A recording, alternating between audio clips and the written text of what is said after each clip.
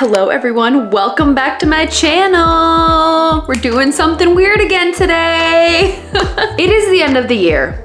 It is time to talk about all of my favorite books that I have read in the last year, and I am so excited for this video because I love talking about great books. And instead of me just sitting here and telling you about the books, I thought I would make it a little fun and a little interactive for me, and I'm gonna be making some bread while talking to you about my favorite books. It is winter right now, it is cold outside, and I just finished the Great British Baking Show season that was just aired on Netflix, so my baking heart calls. And I made a loaf of bread last night and it turned out so good, and I have ingredients to make another one, so I'm going to. If you're new here, welcome to the channel. Enjoy the video, I hope you have a great time. And if you've seen a few of my videos and you've enjoyed my content, I would really love it if you would hit the subscribe button because I would love that. And I would love for you to join my little community. Thank you for watching my other videos. All right, so before we get into it, let me just talk a little bit about the bread that I'm gonna be making today. I am making a gluten-free, also, do you like this apron? My grandma made it for me. She passed away, sadly, a few years ago, but I'm honoring you today, Grandma. So let's talk about the bread.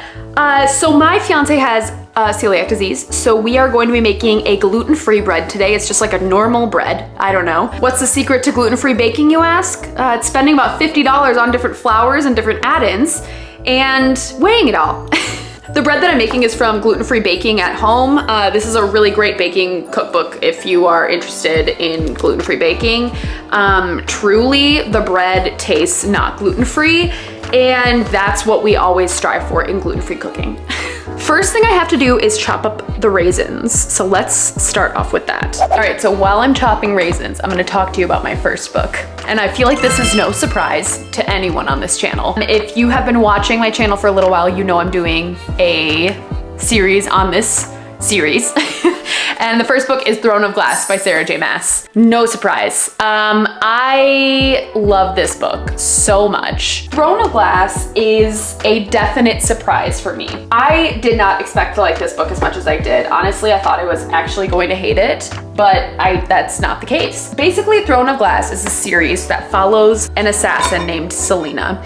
She is someone who I guess is technically like orphaned. She doesn't have any parents. She grew up in this like assassin's guild kind of a place. And then in this story, this is technically the first book in the series, but she gets recruited to go to the king of her like country, and she competes in a series of trials to become the assassin, like the king's assassin. She is in this competition with like a bunch of other men. I think she's actually the only woman. You're kind of following her throughout the trials that she faces to become the king's assassin, and it gives a little bit of like Hunger Games and then mixed with a little bit of fantasy romance. The things that I liked so much about this series is, number one, it is like a really solid fantasy starter. I feel like this is geared more new adult, and it is totally like perfect for that audience. If you are looking to get into fantasy as someone who like does not read fantasy or is just starting to get into reading, this series is so perfect for you. It has really great starter elements of fantasy novels, easy to understand world building, but also a great plot behind the whole thing too. I don't know, I just really like Selena as a main character so much. I think she is really smart and like witty, and she's got a lot going for her, honestly. And like, I just think she makes a really great character. But the other thing that I really like about this book is this is just a touch of fantasy romance. So you're mainly following her as she's like doing these trials and tribulations, but then in the background, there's like a little bit of a fantasy romance plot going on, or like she's kind of like has a little bit of a romance with a few guys in the book, and it's like this definite love triangle that's really perfect, but it's not heavy-handed to you, and you know, it's like, it's definitely just like on the back burner of the plot, and it just made the story so much more intriguing to me in that aspect. Like, I'm not someone who just like overtly wants to read a book just because of a romance. I really very much like the fantasy is like the heavy plot of it all, and then the romance is kind of on the back burner. Well, I guess I've technically read 4 in this series right now.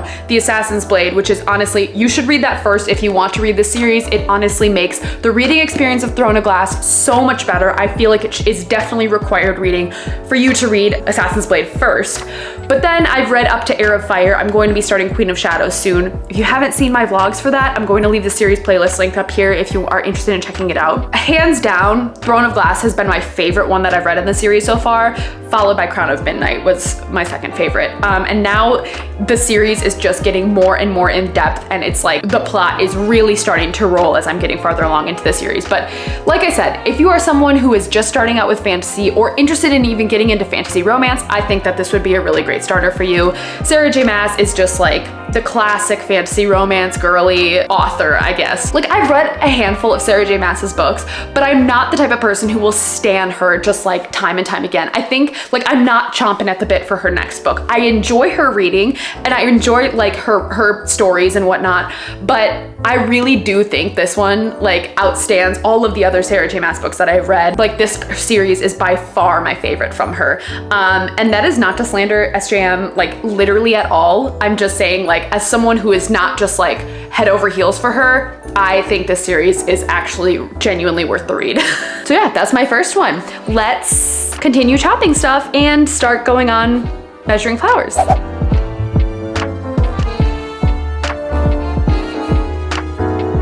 If you're wondering why I'm not doing a top 10 books of the year, it's because I only read like 42 books, okay? I genuinely don't feel like I had 10 standout books this year. I feel like I only had 5.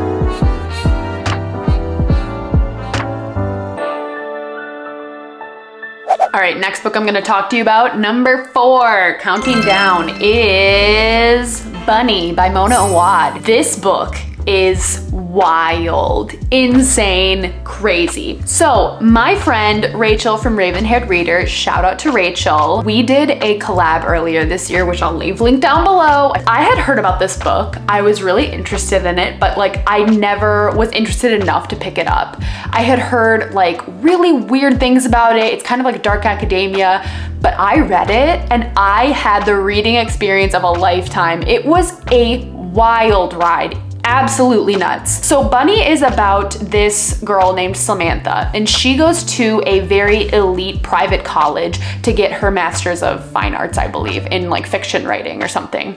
So she enters into this class and the cohort is really, really small. I think there's not even 10 people in it or something like that. And there are a part of her class, like these very rich, snobby, like elite girls who call themselves the Bunnies. And if I could liken anything to them, it is like Mean Girls. And she gets an invitation to join this group. They're kind of like a group of friends slash like a little bit of a secret society-ish type thing. Samantha is like very not into, like she is the polar opposite of these girls that are in her class. So she ends up going and like learning more about the Bunnies and learning about their group and their friends and stuff like that. And essentially it just descends into madness, and you have like honestly a hard time telling what is real and what's not real, and it's just a wild, chaotic ride. The ending of the book was insane. There's so much more to be said about this book than what's on the actual page, if that makes sense. Like I was sitting there for like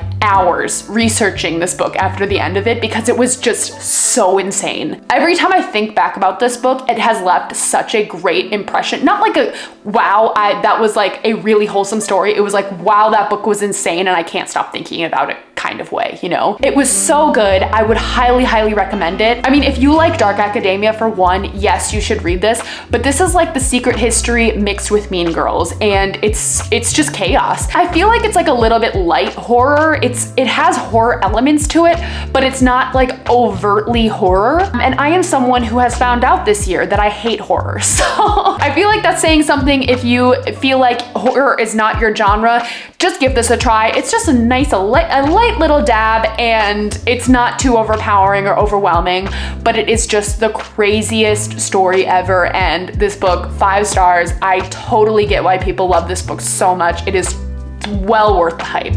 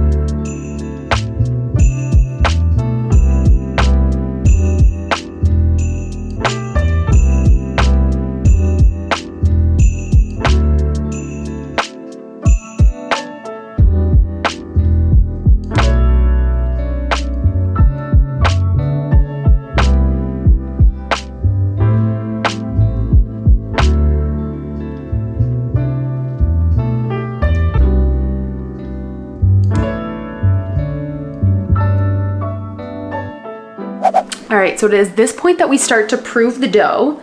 I'm doing a wet paper towel, putting that over the top. And now we have our loaf.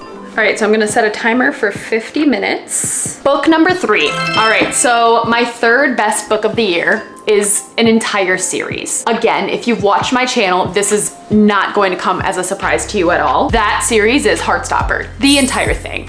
The entire series is number 3. So I've literally never read a graphic novel until I've read Heartstopper. This series took over my life in the beginning of this year. It was everything. Like when the TV show came out is when I first started, when I first picked up the books. And I cannot believe it's taken me this long to read these books. They're incredible. I've never read a graphic novel before, like I said, and this was literally the best way to start off.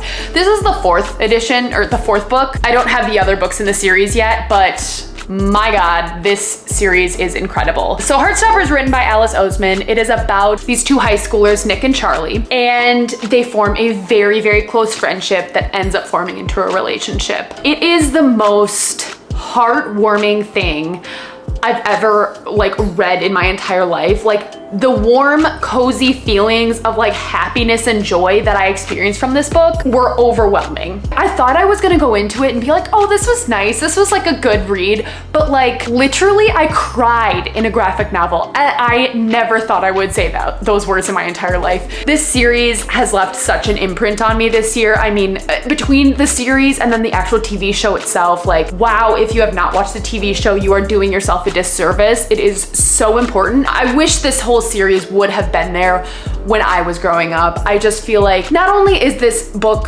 talking about being LGBTQ, but it also has a lot of aspects about mental health and bullying and just finding yourself in those years. Charlie people make fun of him at school and he finds a really hard time, fitting in, and he has a really great, quirky, awesome group of friends who are just so accepting and so loving. But even then, even when you have that really close group of friends, there's still conflict within the friend group as well. I feel like I'm at a loss for words of how much this book means to me and the whole series means to me as a whole. I think it's just really beautiful, and I just feel like everyone should read these books. I truly think they are incredible, and I can't wait for the future seasons, especially as you get into the later books in this series, like the 3rd one and 4th one. It starts to deal with topics like body dysmorphia and eating disorders, and I just feel like it is done so well. And I can't wait for the rest of the books in this series. I can't wait for the rest of the TV show. This series has truly left the biggest impact on me ever, and I will never stop raving about it because I love Nick and Charlie and all of his friends just so much. The diversity in here is incredible. The representation, LGBTQ, ethnicities, any kind of representation possible is in this book. I feel like it's incredible. Could not say more great things about it. This one's just the saddest one too, and I just when this book gets aired, it's gonna be the death of me. I am gonna cry so much. It is unbelievable. All right, so now we chill out for the next 45 minutes, and then I'm gonna come in and check with you once we put it in the oven. I have 2 minutes left, 2 minutes and 45 seconds left, so let's take a look. The goal is it to rise to the top of the pan. I'd say that's pretty good. Looks beautiful. All right, let's get this in the oven. This is gonna bake for 75 minutes or an hour 15, and then we get to eat it.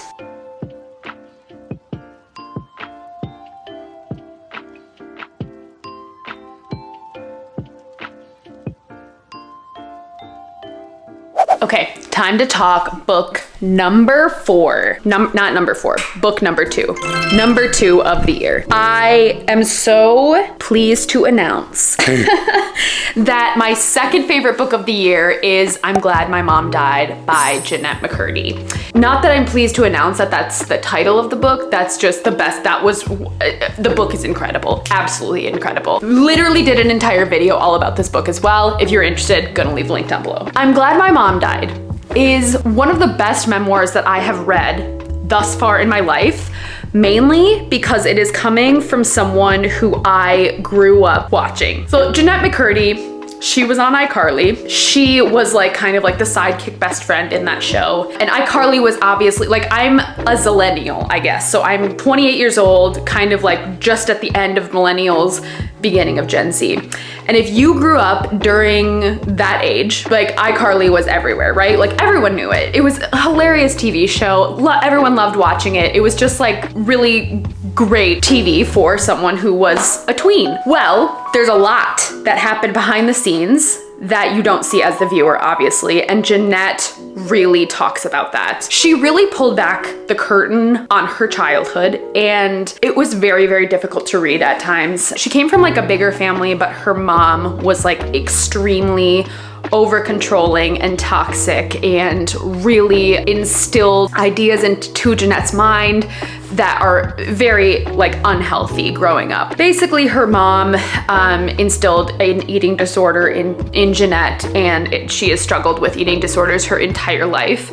Trigger warning for eating disorders. She had a very like toxic relationship with her mother, where her mother would just expect everything from her and constantly want Jeanette to like please her in like striving to be an actress and like striving to be the best that she can be in her career and stuff like that. And mind you, Jeanette's like 12. So just like very toxic behaviors, or very like toxic parenting and stuff like that. And it was so heart-wrenching to read. But then she also talks about iCarly and how the creator Dan Schneider was very inappropriate at times with them. And as a teenager, he would like ask them to do things that they weren't comfortable with, like wearing certain clothing or drinking, or, you know, like stuff that Jeanette did not feel comfortable doing. He would kind of force upon her or push upon her, and just terrible stuff to go through. You know, when I was a kid growing up watching iCarly, it's just like, oh my gosh, they have it all put together. Like I remember idolizing teen celebrities so much, and like Disney Channel stars so much. And it's so sad what actually went on behind the scenes, and Jeanette talks about all of it. I think if you are a zillennial or someone who grew up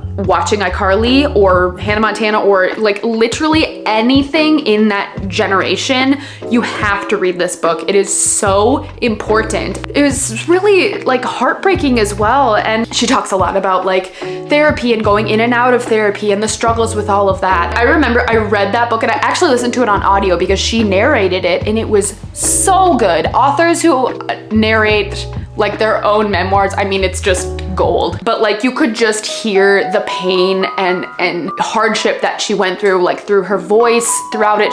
She tears up at some points. I mean, it's just one of the most incredible audiobooks I've ever listened to, one of the most incredible books I have ever read. I will continuously recommend this book to people who haven't read it yet because it was just that good. Jeanette's an incredible writer, and I truly cannot wait to see what else she comes out with. It sounds like she truly has a passion for writing, and I can't wait to see what she has in store for the future. So 5 stars isn't even enough for how I felt about this book. It was so incredible. Really, really hard to top, that's for sure. So yeah, that was number 2. We're gonna be getting the bread out of the oven pretty soon. So we'll give it an hour and come back at you with my top best book of the year. It is time.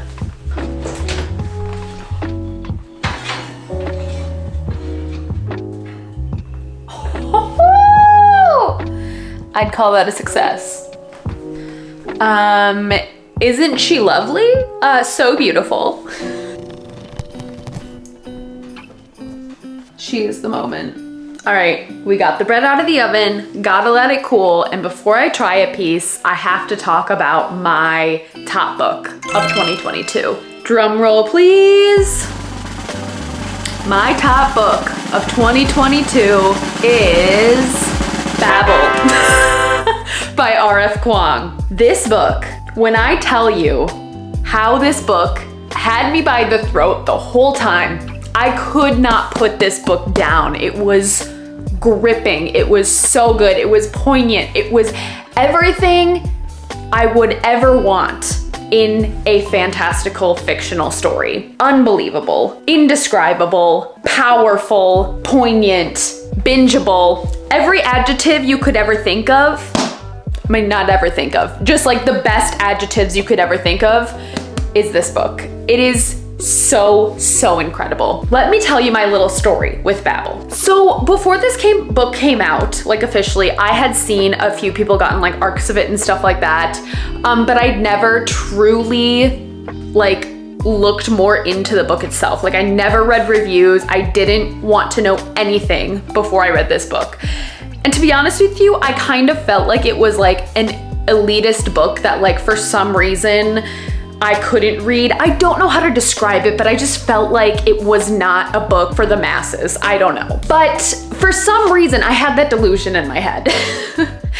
That is until I saw this at Barnes & Noble and I was like, oh, why don't I pick that up? So I did. And my fiance read this book first and he loved it. He said it was so good. And meanwhile, I had not looked up reviews. I had not looked up anything. I knew nothing about this book. I didn't know if it was good. I didn't know if it was bad. I knew nothing. And I was like, okay, if he likes it, then I'm probably gonna like it. And he just kept talking about it and talking about it. He was like, oh my God, this book is amazing. Like literally couldn't put it down. He was just flying through it. So I was like, okay, I'll give it a try. Read this book on the plane back from the UK. And it was like an 8-hour flight. It was a flight during like the daytime. And I literally read this book like 6 out of the 8 hours. I could not put it down. It was so good. I wanted to set that scene because when a book is that good that you literally cannot tear your eyes away from the page, that's something special. My preconceived notions of this book, that this book was not for me, but I was so wrong. I was so wrong. So this book is about a boy named Robin. Robin is a Chinese kid.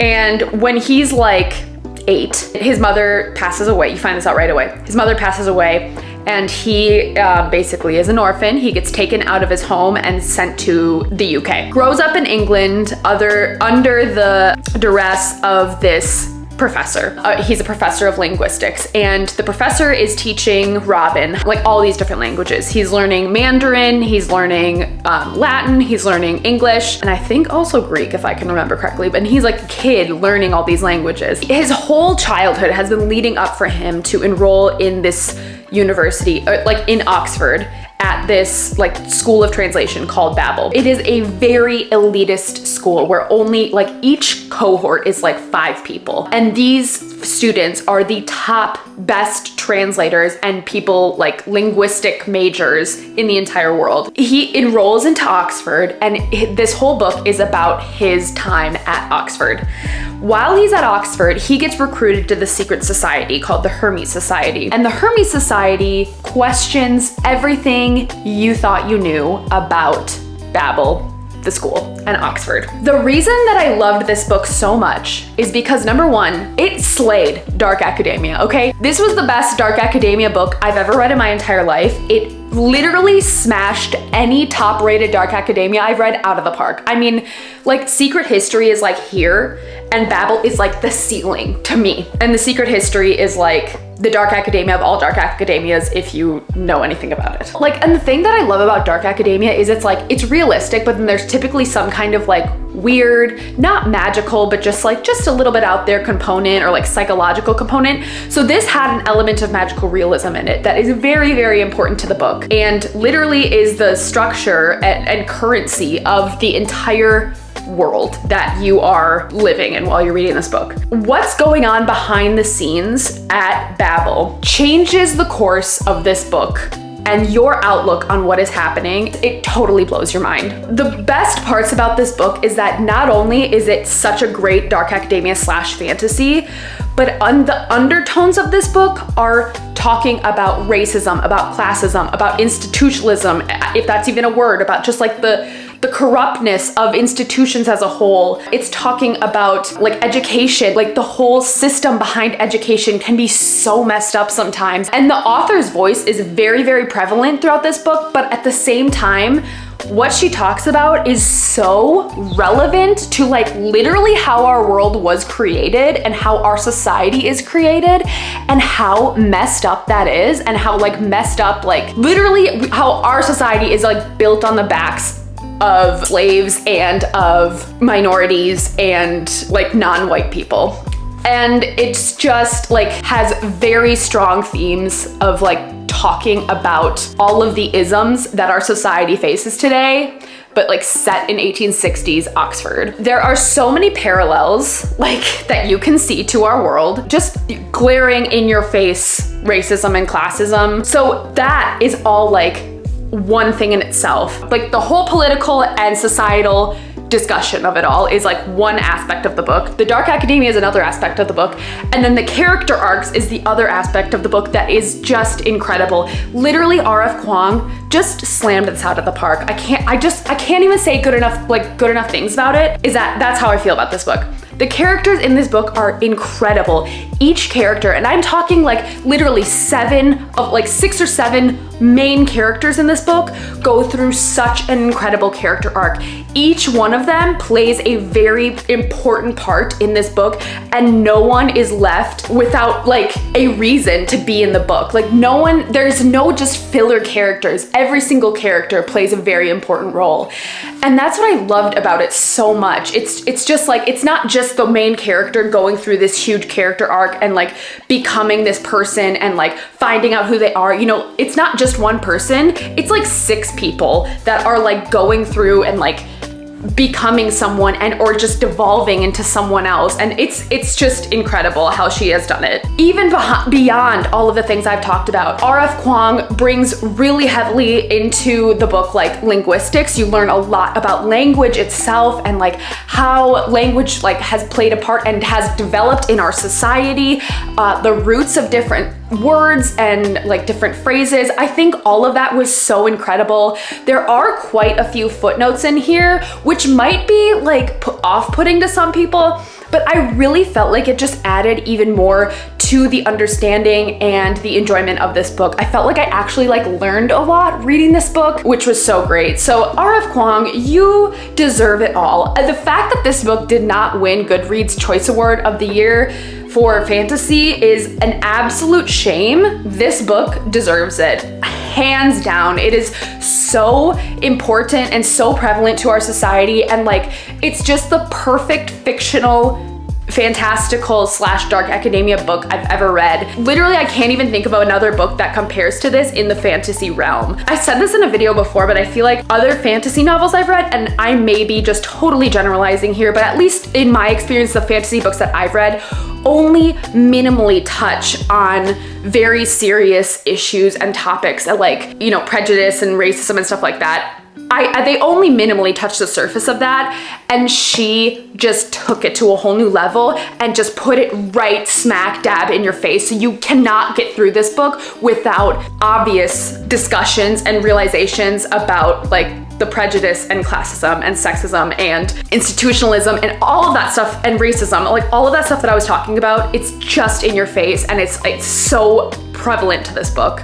I feel like I'm getting really heated about it because I just feel like this book is so important, and I really wish that like, I mean, I know a lot of people are talking about it, but like I cannot even express to you how much this book has made an impact on me. I will be thinking about this book for like so long, and it was so cool. As I was reading it, I was talking about it with my fiance, and I was just like, oh my gosh, I can't believe that this is happening, and I can't believe how enraged I feel, and how like I just felt every emotion in this book. I cried, I laughed, I loved, I felt shame, I felt anguish, I felt like disturbed. It was just everything that you could ever feel reading a book was in this book. And I feel like I'm just tripping over my words at this point, but I just want to praise this book to high heaven. R.F. Kuang, you are incredible. I have to read The Poppy War now. But yeah, that's all I gotta say about that. Thank you for coming to my TED Talk about Babel. All right, I think we gotta wait a few more minutes, and then I'm gonna try the bread.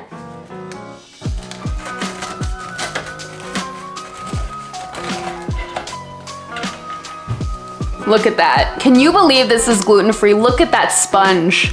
I can't believe this is gluten-free. Time to taste test. Oh, that is so good. That is so good. It's so sweet and cinnamony, I love it. All right, so this concludes my top 5 books of 2022 and baking bread. I hope you guys enjoyed this video. If you did, feel free to give me a thumbs up and make sure to hit the subscribe button if you enjoyed it and would like to see more of my content. I hope you guys have a wonderful day. And if you haven't seen my book statistics for 2022, my Spotify Wrapped reading wrapped thing that I did last week, I'm gonna have you check it out right here. I will see you guys in my next video. Bye! Cheers.